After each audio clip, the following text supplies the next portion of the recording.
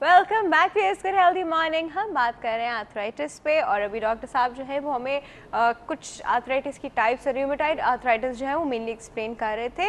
अब डॉक्टर साहब, एक आर्थराइटिस एज के साथ होता है, क्या वो सबको होना ज़रूरी है या सबको हो जाता है?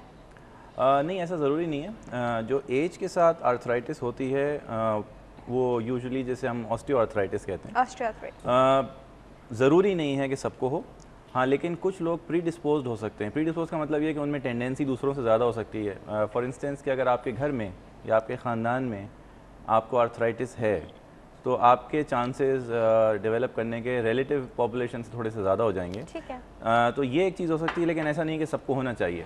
देखिए, ऑस्टियोआर्थराइटिस को हम मेडिकली एक मैकेनिकल डिसऑर्डर कहते हैं। ख़ासतौर पे जो बड़े जोड़ हैं, जैसे घुटने का या कूल्हे का जोड़ है, तो हमारा जो वेट बेयरिंग एक्सेस होता है वो उसमें अगर आपको कोई भी किसी भी वजह से उसमें थोड़ा सा मसला है तो आपको डिफॉर्मिटी होना या पेन होना शुरू हो जाएगा।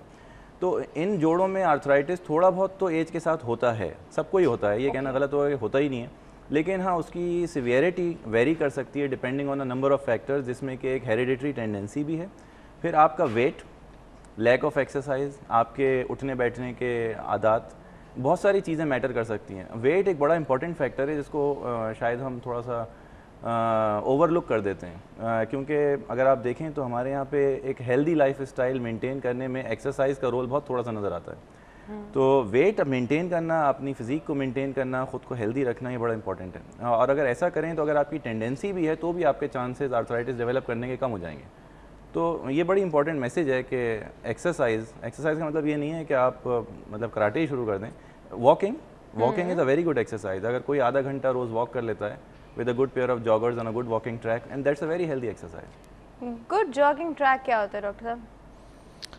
इवन हो, नंबर वन, अनइवन ना हो, पत्थर ना डले हुए उसके ऊपर। थोड़े बहुत कंक्रीट अगर हो सकते हैं तो ठीक है, लेकिन मैं आपको बता दूं, मैंने भी इस पर कभी सोचा नहीं था। लेकिन हम रोड पे नहीं कर, मैंने तो लोगों को रोड्स पे जॉगिंग करते देखा है, यहाँ से वहाँ। वो इसलिए कि यहाँ पे ट्रैक्स हैं, देखिए जहाँ तो है सर, नहीं, ट्रैक्स डिफेंस के एरिया में है ना, बाकी दूसरी जगहों पे नहीं है। मतलब आप पूरे कराची में अगर आप देखें, पूरे कंट्री में देखें तो कितने ट्रैक्स होंगे आपके, सिवाय कुछ इलाकों के अंदर है, लेकिन पॉपुलेशन तो अभी हर जगह रहती है। अव्वल तो यहाँ ट्रैक्स हैं नहीं, लेकिन ये कि जैसे फुटपाथ है उस पर आप कर सकते हैं, वॉक कर सकते हैं, लेकिन फुटपाथ तो बड़ी कंक्रीट होती है, बल्कि वो तो रोड से ज़्यादा कंक्रीट होती है। वही मैं आपसे अर्ज़ करना चाह रहा हूँ कि हमारे पास कोई अवेलेबल है नहीं, तो उसके मुकाबले में कुछ बेहतर है। लेकिन मैंने कुछ जगहों पे अपने यहाँ पे देखा कि जैसे कि बहुत ज़्यादा सख्त हार्ड क्या कहते हैं उनका वे है, तो वो भी ठीक नहीं है। बाज़ बहुत सॉफ्ट होते हैं, उस पर भी नहीं चलना चाहिए, बाज़ बहुत कंक्रीट होते हैं, उस पर भी नहीं चलना चाहिए। अप हिल और डाउन हिल भी बहुत नहीं होना चाहिए, थोड़ा बहुत अप हिल और डाउन हिल हो। बेहतर ये कि आइडियली आपका बिल्कुल इवन सरफेस हो, आपको चलने में डिस्कम्फर्ट ना हो। मैंने आप जैसे कहना ज़ोर से धम धम करके चलें, वो भी नहीं होना चाहिए। बाकी अगर कंक्रीट नहीं है तो कम से कम ऐसा हो फर्म आपकी वॉकिंग हो।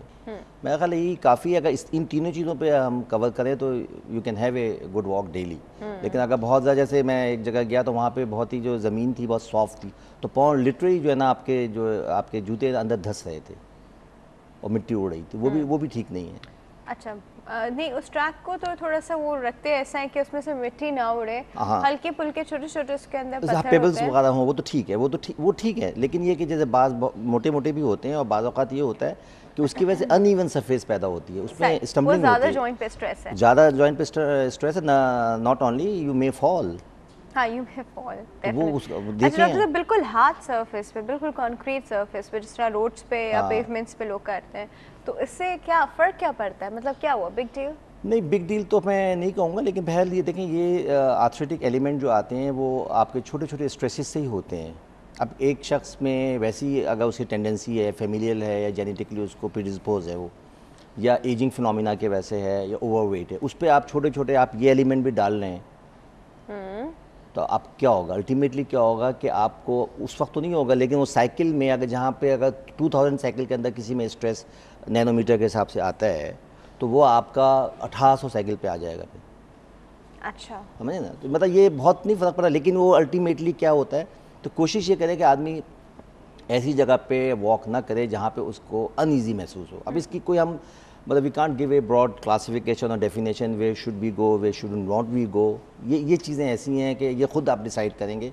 اور سب سے ایک بیسک جو میں نے بتایا کہ ایون اگر سرفیس ہو اس کو پریفر کریں، اور اس میں ہے جیسے کہ یہاں پہ داہت پہ بہت اچھا ہے یا بخاری کے پاس بہت اچھا ہے، تھوڑا ہلال کے اوپر تھوڑا سا اپ لفٹ آپ نے دیکھا ہوگا کہ اپ اینڈ ڈاؤن ہے خاصا، تو اس کی وجہ سے تھوڑا تو یہ تھوڑا سا کوشش اچھا کریں۔ جو اپ ہل جاتے ہیں انفیکٹ اگر ہم اس کو اس پہ بھی لے کے جائیں، ٹریڈ مل پہ بھی لے کے جائیں تو ہم لوگ تھوڑا سا اس کو اپ کر لیتے ہیں، تو وہ اپ کرنا ابھی جوائنٹس کے لیے پرابلم نہیں ہوتا ہے؟ ٹھیک ہے، وہ تو اتنا اپ نہیں ہوتا ہے، وہ تو میرا 10 ڈگریز 15 ڈگریز ہوتا ہے، وہ اچھا خاصا اپ ہو جاتا ہے کبھی 10 ہاں تو اب وہ ڈیپینڈ کرتا ہے، لوگ کو زیادہ کر مطلب دیتے لوگوں کو ہیں، میں نے دیکھا ہے وہ لٹرلی اتنا اپ کر اتنا کے نہیں کر رہے کرنا ہوتے ہیں، چاہیے، تو وہ دیٹس ناٹ کریکٹ۔ نہیں بالکل نہیں۔ دیکھیں اوکے جی ہمارے پاس ایک کال ڈاکٹر آپ کچھ ایڈ کرنا چاہ رہے ہیں، وہ کال کے بعد اچھا جی ہمارے پاس ایک کال ہے، چین کرتے ہیں۔ السلام علیکم۔